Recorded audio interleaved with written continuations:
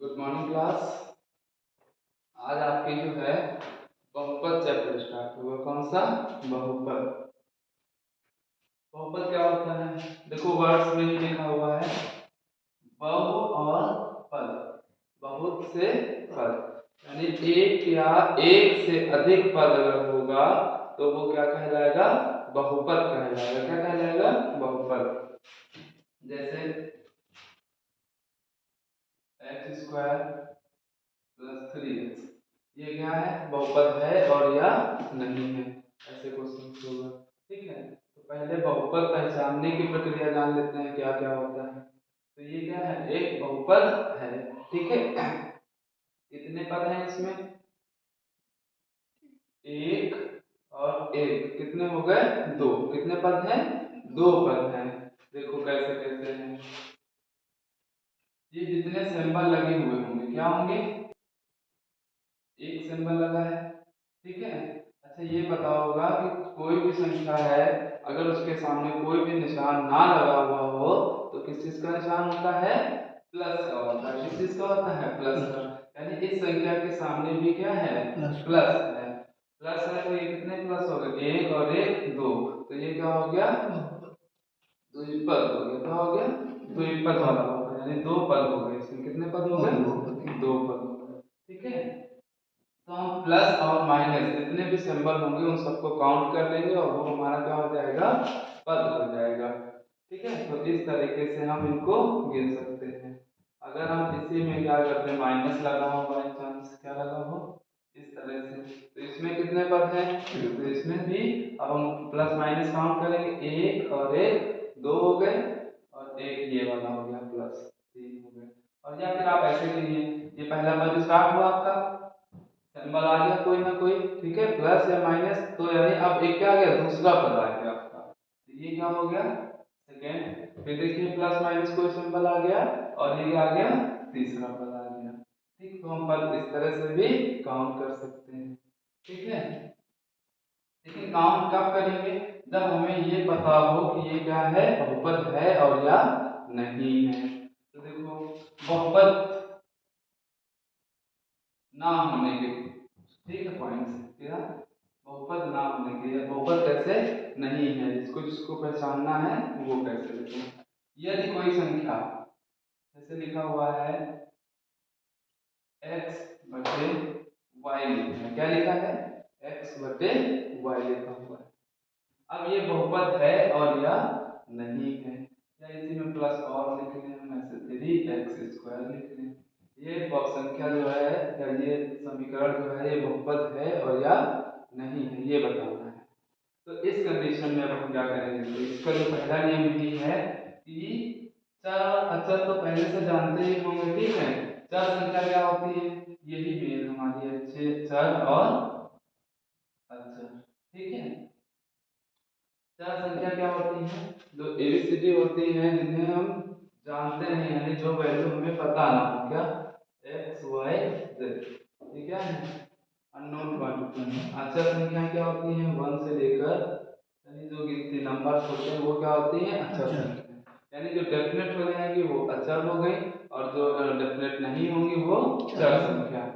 क्योंकि x की जगह कुछ भी रख सकते हैं, दो तीन चार, जो सॉल्यूशन करेंगे क्वेश्चंस का जो भी वैल्यू आएगी वो क्या होगी?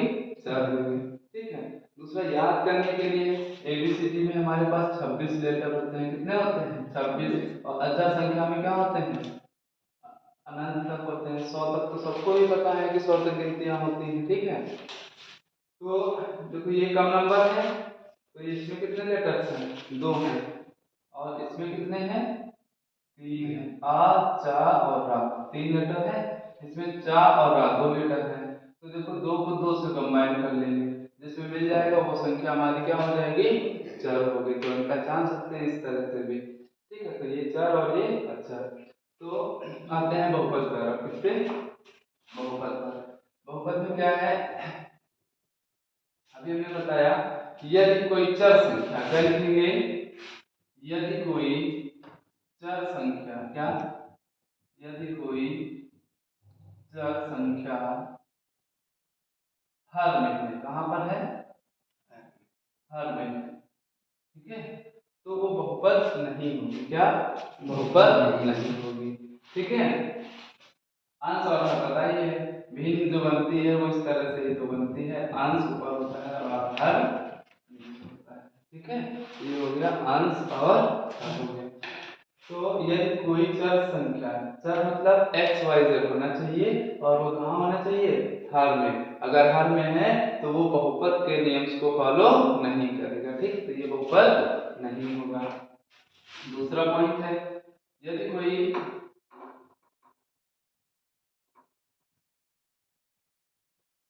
संख्या जो है, इसको बोलते हैं रूट, करड़ी बोलते हैं। ठीक, हिंदी में करड़ी बोलते हैं और ये इसका सिंबल होता है। ठीक है, इंग्लिश में रूट बोलते हैं। ठीक है, यदि कोई संख्या करड़ी, कोई संख्या नहीं, कोई चर संख्या, कौन सी? कोई चर संख्या। ठीक है, चर संख्या रूट में है तो वो बहुपद नहीं होगा। क्या होगा? बहुपद नहीं होगा। एग्जांपल इसका देख लेते हैं, जैसे लिखा हुआ है x प्लस 3 क्यूब हो गया प्लस 4y। ठीक है, अब इसमें पूछा जाए ये बहुपद है और या नहीं, तो ये बहुपद नहीं है क्योंकि ये चर संख्या है। कौन सी है?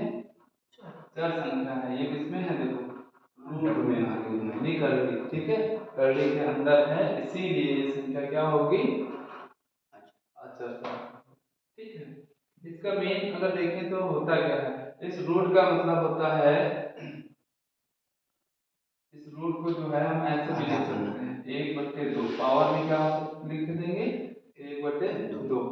ठीक है, यानी अगर x है तो हम x की पावर 1/2 लिख सकते हैं इसको। ठीक है, और ये जो हर में है, ठीक, इसको क्या कर सकते हैं? बेसिक पढ़ा होगा, अगर हर में है इसको हम अगर ऊपर ले जाए तो वो जो पावर होती है जस्ट अपोजिट हो जाती है। क्या हो जाती है? अपोजिट हो जाती है। ठीक है, तो इस नियम में ध्यान रखना, अगर यही इस नियम में हमारा क्वेश्चन ये लिख दिया जाए x अपॉन वाई की पावर -1 लिख दिया जाए, क्या लिख दिया जाए? -1, तो अब पूछा जाए ये बहुपद है और या नहीं है, तो ये बहुपद होगा। ठीक है, क्यों होगा? क्योंकि ये पावर का है कि है? माइनस की है, ऊपर जाएगी तो क्या की हो जाएगी? प्लस की हो जाएगी, तो कोई दिक्कत नहीं है। नीचे संख्या भी नहीं बची हमारी, अचर संख्या हर में, और ऊपर चली गई वो क्या हो गई हमारी? प्लस में हो गई, तो हमारा बहुपद हो जाएगा। लेकिन ये नहीं होगा क्योंकि हर में, हर का मतलब है कोई भी चर संख्या। क्या? कोई भी चर संख्या। देखो, कोई भी चर संख्या, क्या? बहुपद का सीधा सा नियम है, कोई भी चर संख्या की घात, क्या? कोई भी चर संख्या की घात जो है ऋणात्मक नहीं होगी। कैसे नहीं होगी? ऋणात्मक नहीं होगी और भिन्नात्मक नहीं होगी।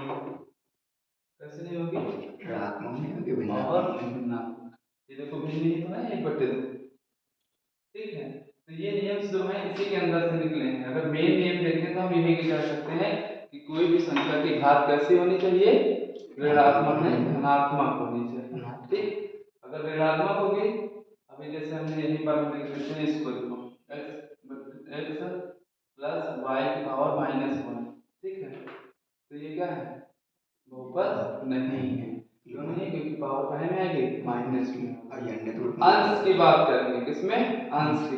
अगर इसी को हर में लिख दिया जाए माइनस में तो फिर वो बहुपद हो जाएगी, क्योंकि ऊपर जब अंश में लेकर के आएंगे तो वो क्या हो जाएगा?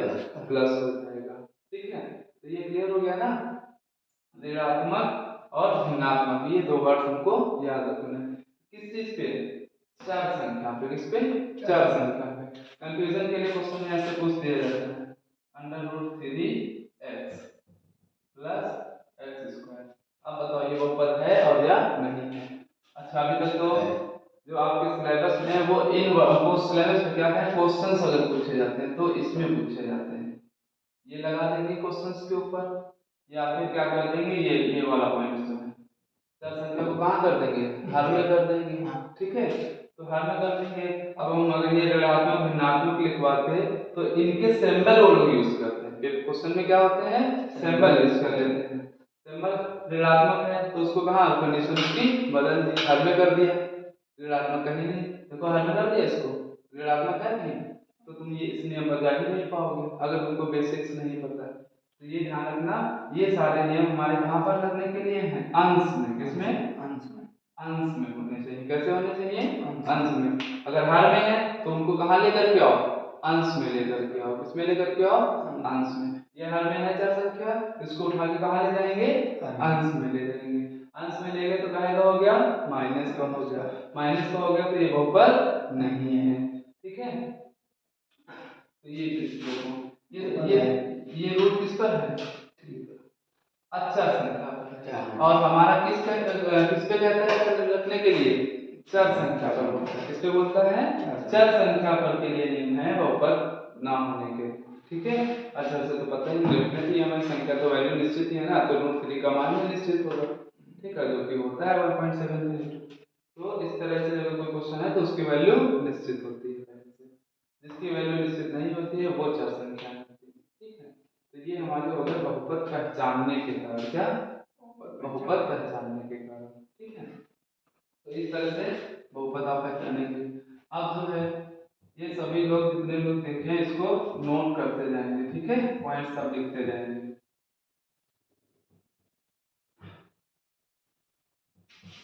अब देखो जो बहुपद बनते हैं, अब बहुपद के उस पर आ जाते हैं। लिखा है x square plus Y square plus 2x plus 4x।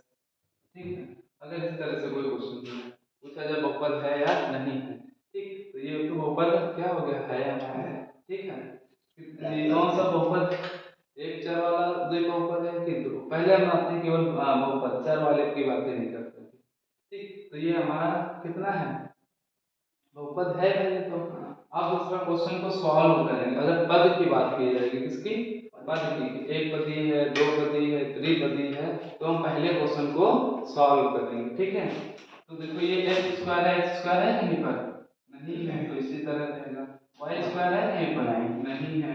अच्छा x है, ये देखो x है। यहाँ कितने x हैं, आप देखें तो 2x है। यहाँ कितने हैं, 4 है, तो प्लस और प्लस प्लस हो गया, 4 और 2 6x हो गया, तो ये जुड़ गया ना। अच्छा, अब क्या कोई जुड़ने वाला है, नहीं, तो ये कैसा हो गया, त्रिपदी हो गया। कैसा हो गया, त्रिपदी हो गया। ठीक है, और चर की जब बात की जाती है, ठीक है, तो इसमें कितने चर हैं, दो चर, एक x है और एक y है। ठीक है, तो दो चर वाला बहुपद हो गया। क्या हो गया, ये दो चर वाला बहुपद हो गया। ठीक है, अब देखो बहुपद में घाते आती जाते हैं, तो पद पहले आप पहचान लें। ठीक है,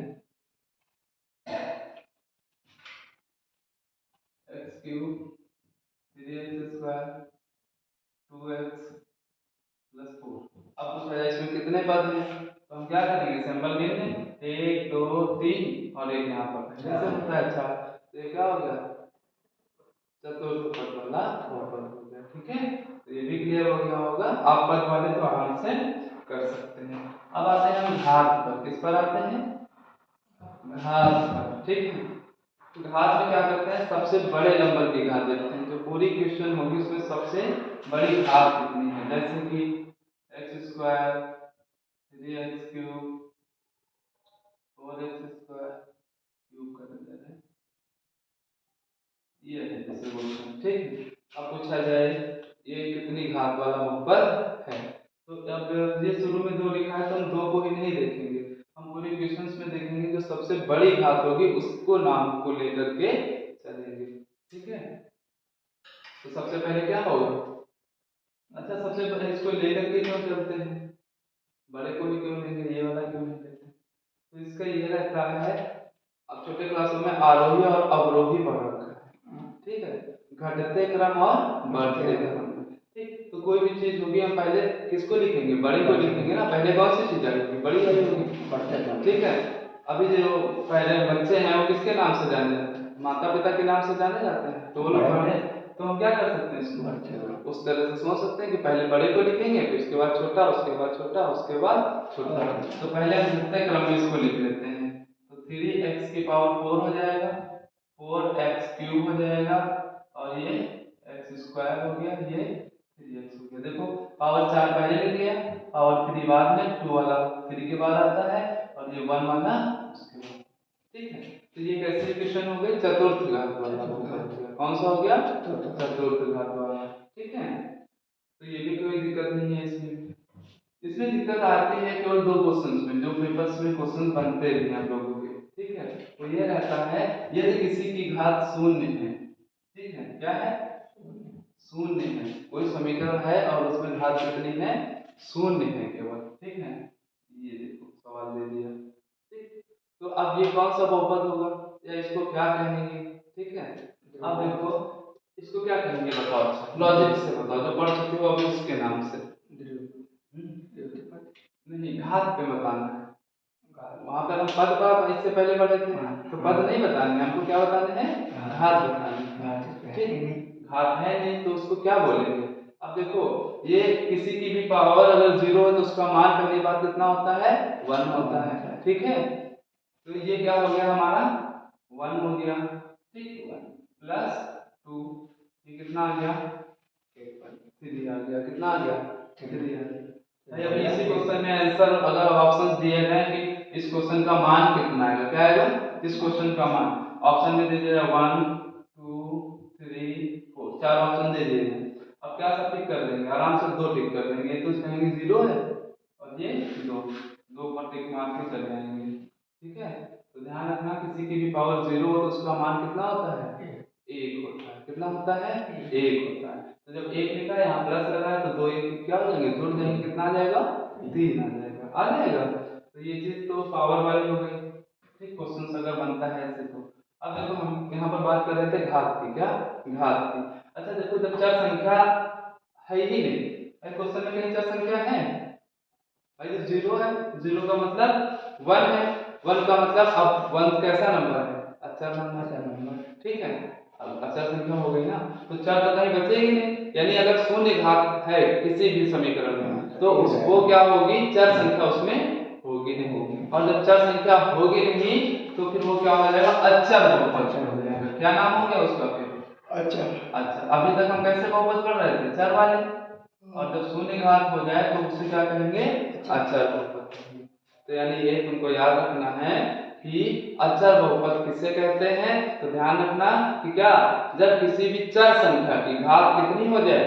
शून्य हो जाए, तो फिर वो जो बहुपद होगा वो कौन सा बहुपद होगा?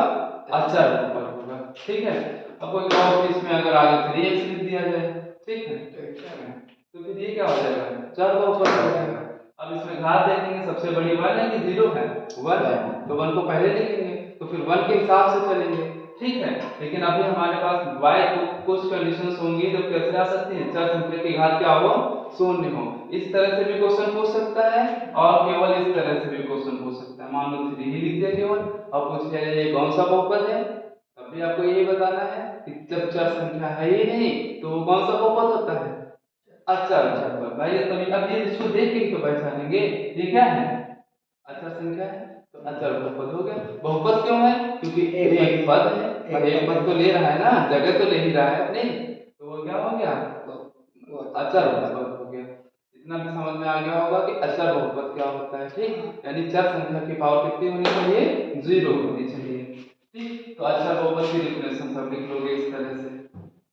ठीक है, नेक्स्ट जो है, अब भाई अभी तो पावर में 0 रखी, अब हम क्या रखें? 1 रख लेते हैं। ठीक है, x प्लस y, ये क्वेश्चन हो गया। ठीक, अब इसका क्या नाम होगा?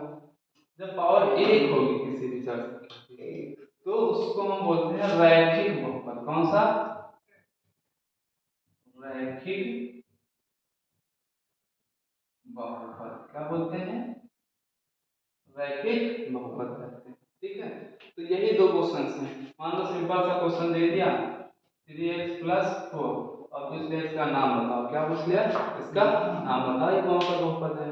तो अब 1 वाला है तो 1 में हमारे लिए क्या हो गया? दिक्कत हो गया, हमको नहीं पता क्या इसको कहते हैं, एक घातीय बोल नहीं पाएंगे क्योंकि इसका नाम क्या दे दिया गया है? रैखिक बहुपद बोला गया। जीरो वालों को अचर बहुपद बोला गया। यही दो इंपॉर्टेंट है जो नाम के अकॉर्डिंग मतलब दिखने के अकॉर्डिंग नहीं दिखेंगे, क्योंकि आगे जो आता है जैसे अब एक के बाद दो आएगा कि नहीं आएगा, x square plus 3x plus 4।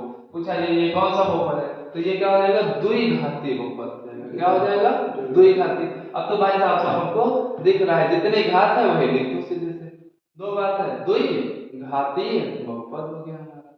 अगर इसी जगह 3 लिख दिया जाए तो त्रिघाती बहुपद हो गया, 4 लिखा होगा तो चतुर्थ घात बहुपद हो जाएगा, 5 लिखा होगा तो पंचम घात बहुपद हो जाएगा। ठीक, तो दो से तो हम नाम देख करके ही कर लेंगे, लेकिन ऊपर के जो दो हैं 0 और 1 यही क्वेश्चन में पूछे जाते हैं। ये बहुत पूछेगा ही नहीं क्योंकि ये खुद ही आंसर हमको दिख रहा है इसी में। ठीक है, तो अगर ज्यादा पेपर वैसा होगा या कोई भी चीज होगी तो इस तरह के क्वेश्चन हमसे पूछे जाएंगे कि इस समीकरण का नाम बताइए, और ऊपर जो अभी 0 वाला एक लिख दिया था अचर बहुपद वाला।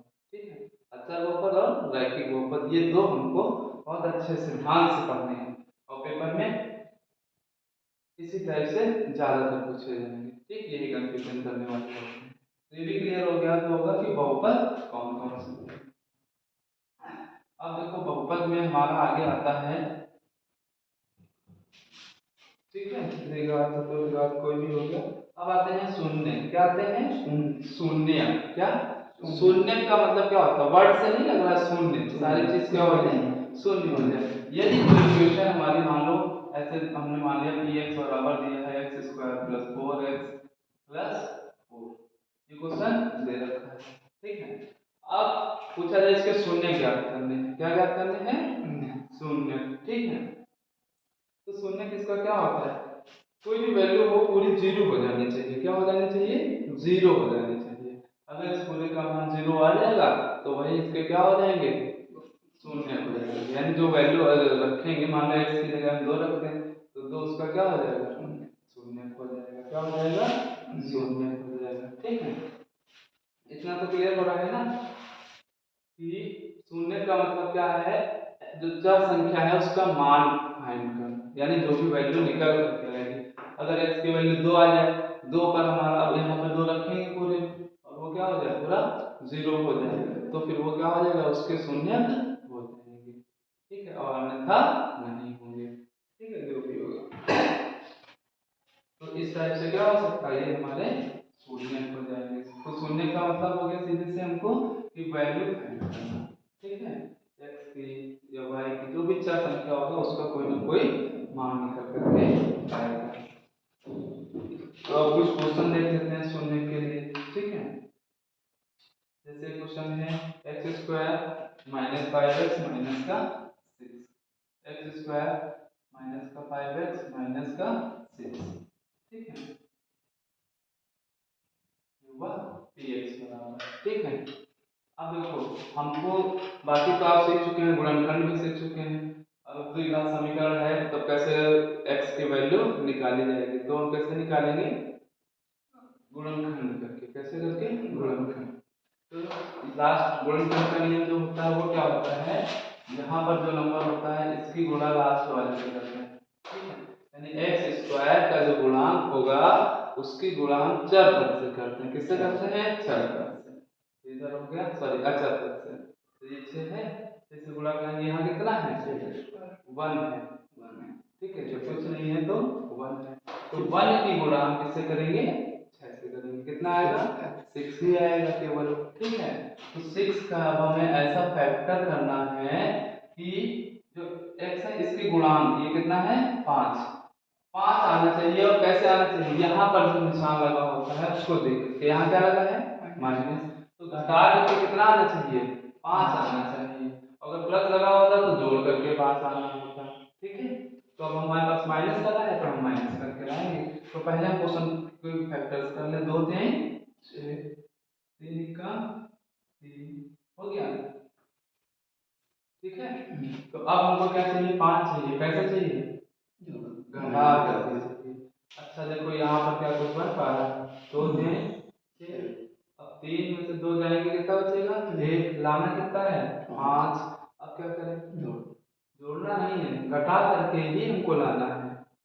ठीक है, बस यही ध्यान रखना, ये नहीं जबरदस्ती चलेगा, जो निशान लगा है वैसे आएगा ही आएगा। अब सोचना आपके ऊपर है, कैसे सोच पा रहे हो कैसे नहीं सोच पा रहे हो।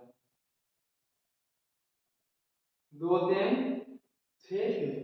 और ये अगर देखें तो क्या हम यहाँ पर एक बार एक से भाग तो नहीं कर सकते हैं, तो एक तो चलता ही रहेगा ना। और गुणा करने पर 6 आना चाहिए, घटाने पर 5 आना चाहिए। तो 2 तिहाई 6, 6 में से एक गया 5, और 6 की गुणा 1 से करो तो 6। भाई दोनों चीजें आ रही हैं, आ रही हैं।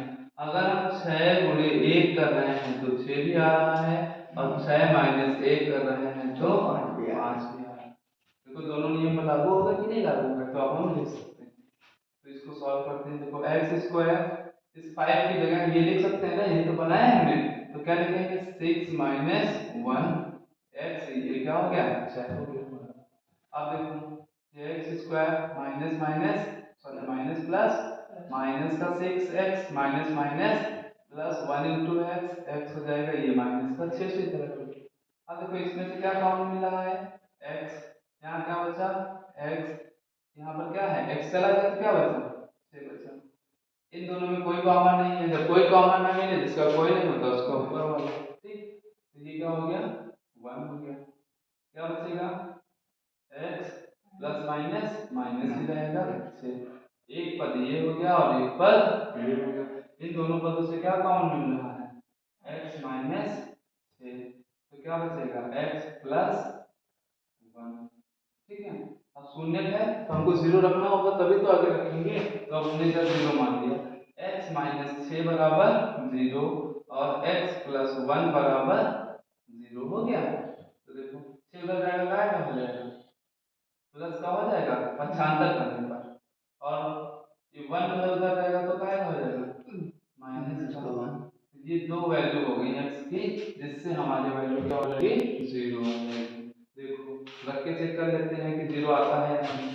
ठीक है, उत्तर की जांच के लिए अगर करें x square minus 5x minus का 6, x की जगह 6 रखें, ये स्क्वायर हो गया 5 इंटू 6, तो 6 36 हो जाएगा, 6 पंचे 30, और ये माइनस का 6, 36 में से 30 गया 6 माइनस का 6 कितना आ गया 0 आ गया। यानी देखो शून्य बन गया कि नहीं बन गया, यानी ये जो है 6 शून्य थे, क्या है शून्य थे, यानी 6 रखने पर हमारा शून्य वैल्यू जो है वो आ जाएगी। ठीक है, तो इस तरह से हम क्या करेंगे शून्य जो है निकालेंगे। ठीक है, ये तो हमारा द्विघात के लिए था, किसके लिए था द्विघात बहुपद के लिए। ठीक, चलो देखते हैं आगे।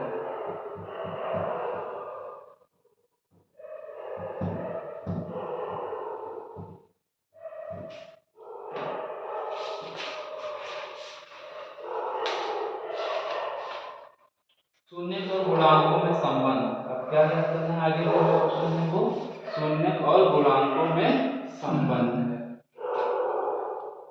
देखो शून्य और गुणांक, अब जैसे हमने ये लिखा ए एक्स स्क्वायर प्लस का बी एक्स और प्लस का सी।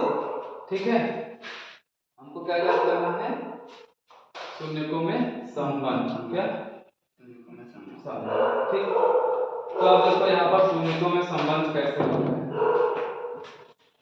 शून्यकों का योग, क्या शून्यकों का योग,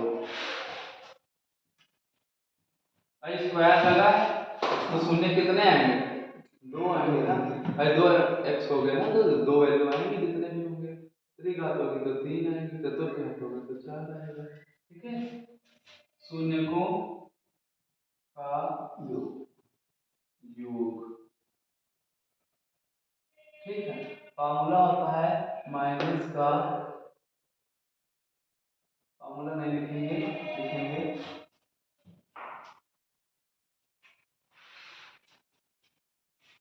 माइनस का बी लिख रहे थे, अब हम चाहते तो लिख देते माइनस का बी अपॉन ए। हो सकता है क्वेश्चन कुछ और भी रूप में दे देते। ठीक है, इसी क्वेश्चन को इस तरह भी तो लिख सकता था कि X square q X plus C, ये भी हो सकता था। तो इसलिए हम क्या करेंगे, इसको लिखेंगे एक्स का गुणांक, क्या लिखेंगे एक्स का गुणांक बटे में एक्स स्क्वायर का गुणांक, किसका ठीक है, ये हमारा जो है मेन फार्मूला होगा। क्या होगा? Main formula. गुणांक का मतलब पहले भी समझा चुके हैं कि जो कहे, जैसे x का पूछ रहा है तो x हटा देंगे, बाकी जो संख्या होगी वो आंसर हो जाएगी। इसमें x स्क्वायर है तो x स्क्वायर को छोड़ देंगे, बाकी जो बचेगा वो क्या हो जाएगा? गुणांक हो जाएगा। इसमें देखते हैं x है, x को हटा दो, क्या बचा? b बचा। तो यहाँ पर फॉर्मूला अगर देखें तो क्या निकल करके आ जाएगा? माइनस का b अपॉन a आ जाएगा। x स्क्वायर का गुणा a है। ठीक, अगर हम इस क्वेश्चन के अकॉर्डिंग देखें तो माइनस का q आएगा और नीचे क्या आएगा? p आ जाएगा। ठीक, तो वो तो हमको क्वेश्चंस अपने आप से करने होंगे कि क्वेश्चन कहता क्या है। ध्यान रखना, जो चार संख्या का होगा तो पहली संख्या एक घात वाले को ऊपर रखेंगे, दो घात वाले को नीचे रखेंगे। ठीक है, एक ये फार्मूला हो गया। अगर हमको शून्यकों का योग ज्ञात करना है, क्या ज्ञात करना है? योग। अब एक और है आगे, शून्यकों का गुणन। क्या है?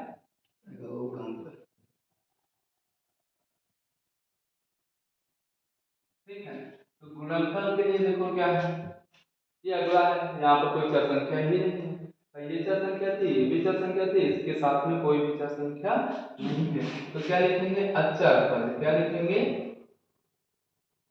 अचर पद बटे में वही रहेगा एक्स स्क्वायर का गुणा। क्या रहेगा? अचर पद और बटे में एक्स स्क्वायर का गुणांक रहेगा। ठीक है, तो फाइनली अब क्या हो जाएगा, अगर हम इस क्वेश्चन के लिए देखें तो अचर पद क्या हो गया? c। क्या हो गया? c अपॉन में a की तो रहेगा एक्स स्क्वायर का गुणा। क्या हो गया? a हो गया। चलो देखते हैं। अब जैसे क्वेश्चन था अभी 2x स्क्वायर माइनस का 5x और प्लस का 2। ठीक, इसका आंसर निकाल के दिखाओ जब से, बस देखते हैं किसका कितना आता है।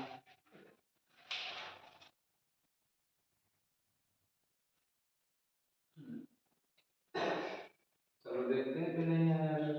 ठीक, तो देखो ये क्वेश्चन दे रखा था, अब हमें क्या निकालना है? शून्यकों का योग। इस क्वेश्चन में एक चीज और ऐड कर लेना, जो शून्य हमारी वैल्यू निकल के आती है दो, हम उनको कुछ ना कुछ मान लेते हैं, तो उनको हमने क्या मान लिया?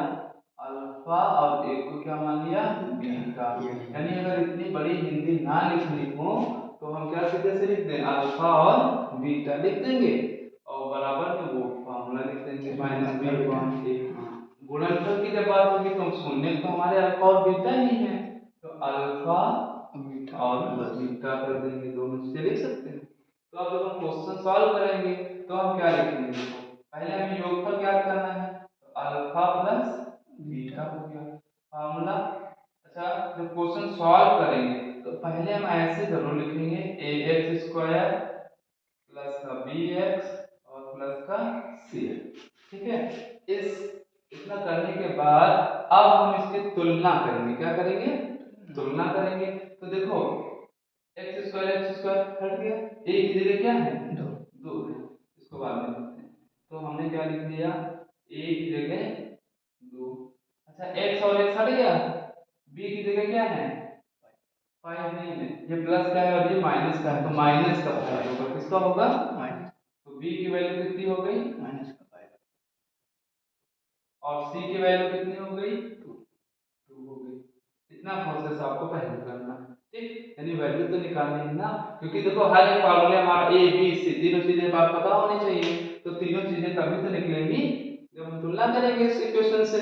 और ये फार्मूले किस इक्वेशन से निकालना है? इसी से तो हमने तुलना की है, तो इसी से करेंगे। ठीक है, तो देखो क्या हो गया, योग चाहिए था, तो अल्फा प्लस बीटा वाला फार्मूला क्या था?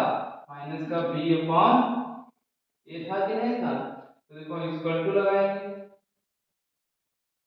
माइनस फार्मूले वाला हो गया, b की वैल्यू कितनी है? -5 है ना, तो माइनस ब्रैकेट लगा लेंगे। जैसे ही माइनस दो सिंबल एक साथ एक पास आ जाए वहां पर तुरंत हम क्या कर लेते हैं? ब्रैकेट में लिखते हैं। एक ये माइनस था, एक ये माइनस था, इसीलिए हमने क्या कर लिया? ब्रैकेट लगा लिया। अपॉन एक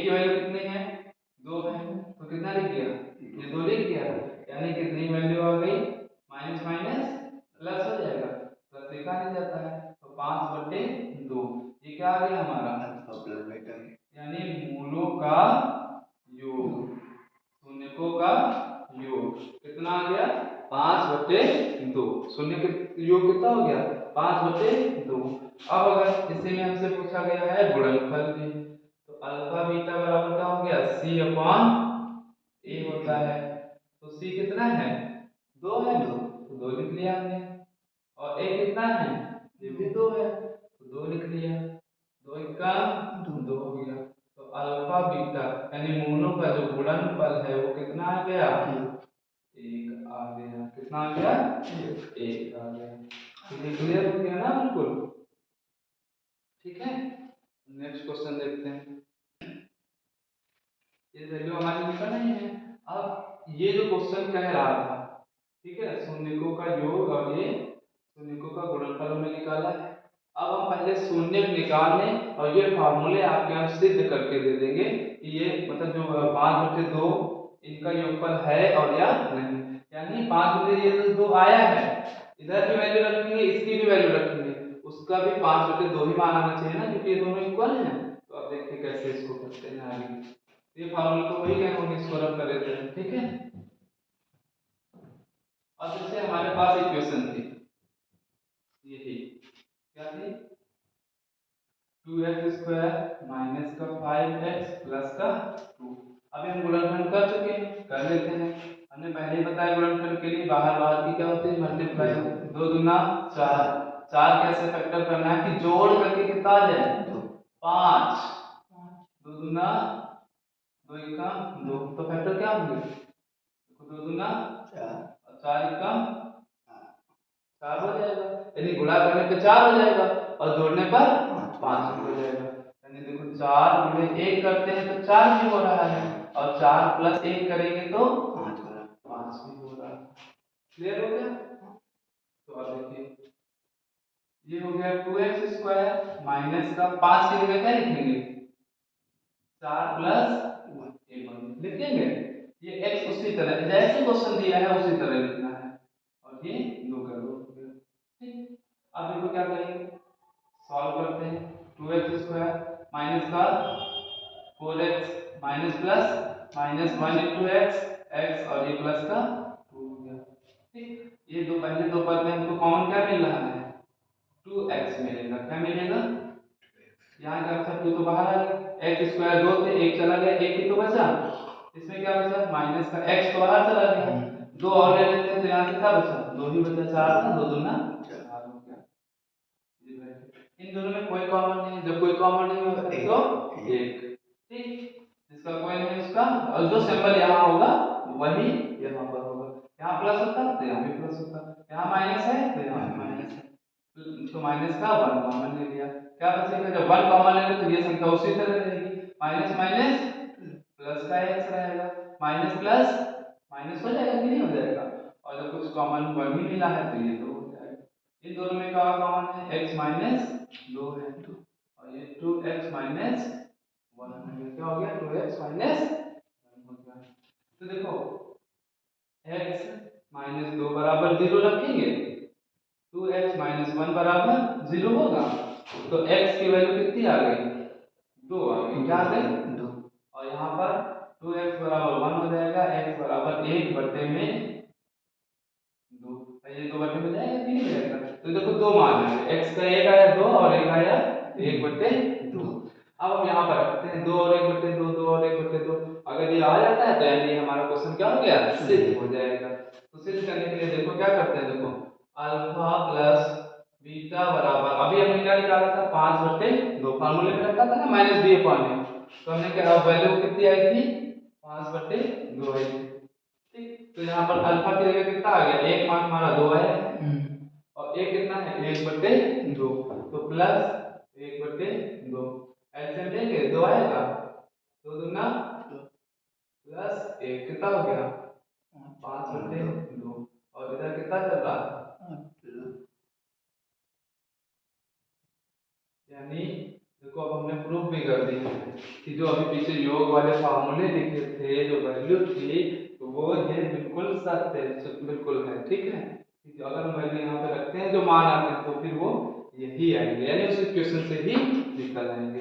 इसको भी देख लेते हैं सिद्ध करके। भाई अल्फा बीटा बराबर 1 आया है, कितना आया है?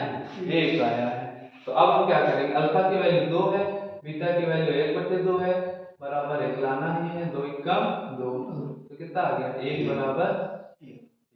तो ये क्वेश्चन हमारा सिद्ध भी हो गया। भाई काम वही था, इक्वेशन वही, पहले ही एक वैल्यू निकाली, इससे हमने क्या निकाली? योगफल और गुणनफल।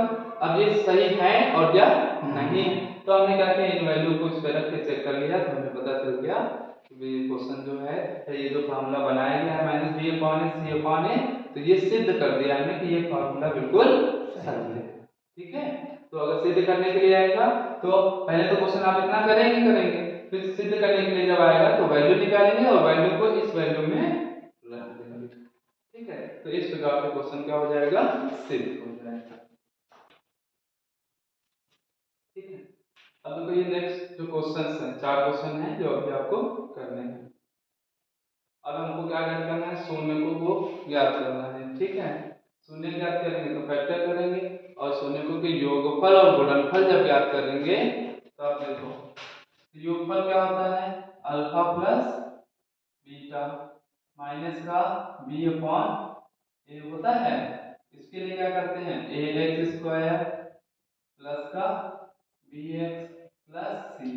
तो देखो यहाँ पर कुछ नहीं लिखा हुआ है, जब कुछ नहीं होता है तो 1 होता है, तो ए की वैल्यू कितनी हो गई? मान लीजिए 1 हो गई, और बी की वैल्यू देखो यहाँ से तुलना करो, ये 9 हो गई, और सी की कितनी हो गई? 20 हो गई। तो जब अल्फा प्लस बीटा पूछा गया है तो देखो माइनस लगा देंगे, बी की वैल्यू 9 है तो 9 लिख दिया, और ए की वैल्यू 1 है तो ये 1, तो क्या हो गया? माइनस का 9 आंसर हो गया। अल्फा बीटा पूछा जाएगा, क्या? अल्फा बीटा पूछा गया, तो अल्फा बीटा जब पूछा जाएगा तो फॉर्मूला होता है सी अपॉन ए। सी की वैल्यू कितनी है? 20 है, ए की वैल्यू 1 है, तो आंसर कितना हो गया? अल्फा बीटा इक्वल टू 20 हो जाएगा। तो अब देखो इसको अल्फा प्लस, अब इक्वेशन बार बार नहीं लिखेंगे, ठीक है, A X B X C X direct. ठीक है, alpha plus beta minus B upon A, तो देखो माइनस बी फार्मूले वाला हो गया, बी की वैल्यू कितनी है? प्लस की 4 है तो 4 ही रहेगी, और ए की वैल्यू 1 ही है, तो ये हो गया। अल्फा बीटा अगर निकालना है तो सी अपॉन ए होता है, सी की वैल्यू कितनी है? देखो माइनस लगा है तो माइनस का 5, ए की वैल्यू 1 ही दे रखी है।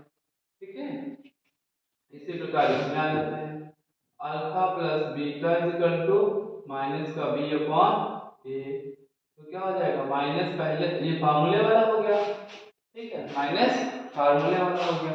अब ये क्या लगा है? माइनस है ना, माइनस का 6, तो ब्रैकेट माइनस का 6, और ए की वैल्यू इसमें भी 1 ही है हमारे पास, तो क्या हो जाएगा? Minus minus plus 6/1।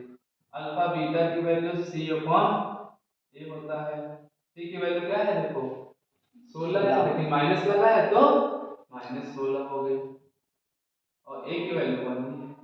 ठीक है, क्वेश्चन नंबर 4 देखते हैं। अल्फा प्लस बीटा बराबर क्या हो गया? माइनस का बी अपॉन ए, तो ये माइनस बी की वैल्यू कितनी है? माइनस की 4 है, ए की वैल्यू कितनी है? 4 है, माइनस माइनस 4 कम 4 एक आ गया अल्फा प्लस बीटा, और हमको क्या चाहिए? अल्फा इंटू बीटा, क्या फॉर्मूला क्या होता है? सी अपॉन ए, सी की वैल्यू कितनी है? माइनस लगा है तो माइनस का 3, ए की वैल्यू 4, तो ये हो जाएगा। तो देखो आप आसानी से जल्दी क्वेश्चन हमारे लग जाएंगे। ठीक है, तो अब जो क्वेश्चन देने जा रहे हैं वो आपको करके और भेज दें। ठीक है,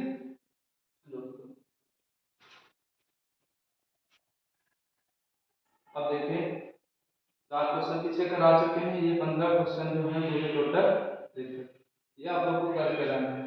इसमें से क्वेश्चन नंबर 10 तक कोई दिक्कत नहीं होगी, 11 से आपके पास थोड़ा सा डिफरेंट आ गया है। ठीक है, तो जब हम तुलना करते हैं ये A X square plus B X plus C से, ठीक है। तो अगर कोई वैल्यू नहीं लिखी है तो उसकी जगह हम जीरो रख लेते हैं। क्या रख लेते हैं? जीरो। जैसे अगर हमने लिख लिया एक्स स्क्वायर प्लस 4 लिख दिया, क्या लिख दिया?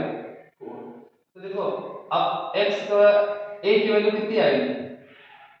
1। देखो अगर इससे तुलना करें तो यहाँ 1 ही तो है। अच्छा ये x है, x वाला टर्म है इसमें? नहीं है। तो यानी b की वैल्यू कितनी हो गई? 0 हो गई। हो गई कि नहीं हो गई? भाई जो चीज है नहीं तो वहां पर क्या हो जाएगा? शून्य हो जाएगा। और ये 4 जो है ये क्या हो गया? c की जगह हो जाएगा। हो जाएगा कि नहीं हो जाएगा? ठीक। तो जो वैल्यू नहीं होगी उसको क्या मान लेंगे? शून्य मान लेंगे। अगर इसी की जगह मान लो इस वाले क्वेश्चन को बता दें, देखो ax square plus bx plus c, अगर तो लिखा है एक्स स्क्वायर प्लस 4x लिखा है, इतना ही क्वेश्चन दे रखा है। तो देखो a की वैल्यू कितनी है? 1 निकल के आएगी जब तुलना करेंगे। और b की वैल्यू x x हट गया, b की जगह 4 हो गया कि नहीं हो गया? अच्छा c अब आ गया, हमारे पास कुछ बचा ही नहीं है तो c क्या हो गया? 0 हो गया। क्या हो गया? 0 हो गया। ठीक है। तो इस तरह से जो वैल्यू नहीं होगी उसकी जगह पे क्या कर लेंगे? 0। जैसे यहाँ पर देखो एक्स स्क्वायर है, एक्स नहीं है तो एक्स का मान क्या हो जाएगा? एक्स किसका गुणांक था? बी का। तो बी क्या हो जाएगा? 0। इस वाले में देखो यू है, आगे सी वाला नहीं है। ठीक। तो ये क्वेश्चन सब जो है, जो चीज थोड़ा डिफिकल्ट करेंगे तो आपको ध्यान रखना, जो चीज नहीं है तो उसको नॉर्मल चीज जब है ही नहीं तो वो क्या हो गया? 0 हो गया। ठीक है। और अगर मान लो हम इसकी तरह बनाना चाहें तो हम इसमें क्या कर सकते हैं? 0 गुणे एक्स लिख लें। जो क्या लिख लें? 0 गुणे एक्स लिख लें। तो क्या कोई क्वेश्चन में प्रभाव पड़ेगा? तो पूरा क्या है? 0 ही तो है। और अगर 0 है तो ये इसका इतना ही तो रहेगा। क्वेश्चन में वही लिखा है, कुछ अलग से किया है? अभी भी तो वही लिखा है, एक्स स्क्वायर प्लस 4। अभी 0 है तो देखो एक्स एक्स हो गया, बी की जगह क्या आ गया? 0 आ गया। तो इतना ये तो आता क्यों है 0, उसका रीजन दे रखा है हमने। ठीक है। जैसे अभी हमने बताया अगर कोई चीज नहीं है तो वहां पे क्या मान लो? 0 मान लो। तो उसका ये रीजन देते हैं कि इस तरह क्वेश्चन लिख करके हम उसको 0 लिख सकते हैं। ठीक। और तुम क्या करोगे? सीधे से अपना करो कि कोई वैल्यू नहीं है जो उसकी जगह 0। तो ये आपको क्वेश्चन जो है करके लाने हैं। ठीक। ओके।